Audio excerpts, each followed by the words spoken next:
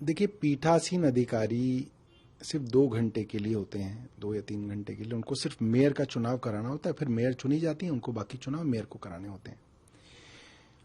पिछली बार भी हमने जो सीनियर मोस्ट काउंसलर हैं उनका नाम भेजा, और यही प्रथा जो है, परंपरा जो है, हर एक सदन के अंदर, संसद के अंदर, राज्यों के अंदर चलती रही है।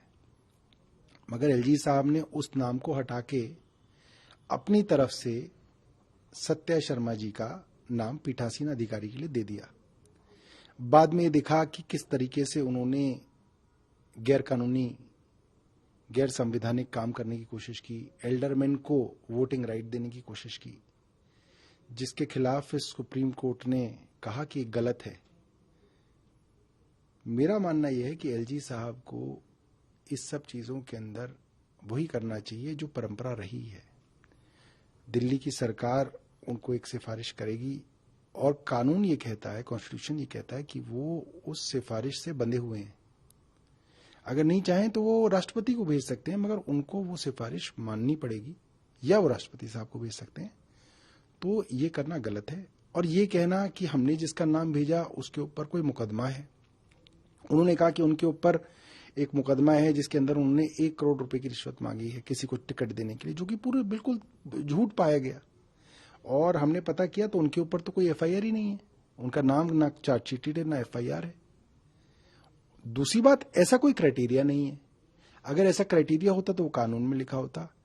दिल्ली के जो विधानसभा के अध्यक्ष हैं, देश की संसद के जो लोकसभा के अध्यक्ष हैं, माननीय ओम बिरला जी, उनके ऊपर भी मुकदमा है, उनके ऊपर एफआईआर दर्ज है। उनके इलेक्शन एफिडेविट के अंदर यह बात लिखी हुई है। वो कैसे स्पीकर बन गए लोकसभा के?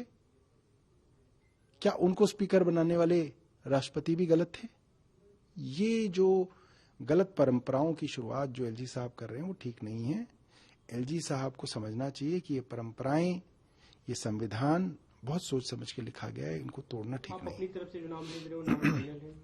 हम तो सीनियर मोस्ट, हमने तो बिल्कुल साफ कर रखा है कि दिल्ली के अंदर जो सीनियर मोस्ट काउंसलर हैं उनका नाम हम भेजेंगे, और हम चाहेंगे कि एलजी साहब उन परंपराओं को जो है आगे बढ़ाएं, तोड़े नहीं।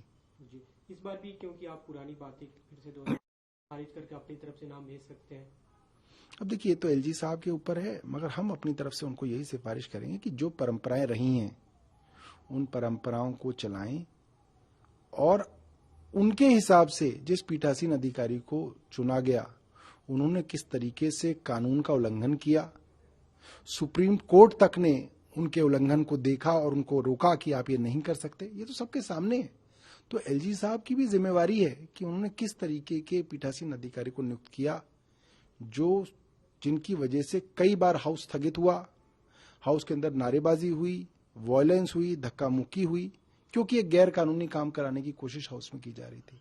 आज आप ही नाम भेज रहे हैं, किसका नाम भेज रहे हैं अगर आप बताएं? देखिए, हम तो सीनियर मोस्ट जो हमारे काउंसलर हैं मुकेश गोयल जी, उनका नाम भेजेंगे। आज ही भेज रहे हैं?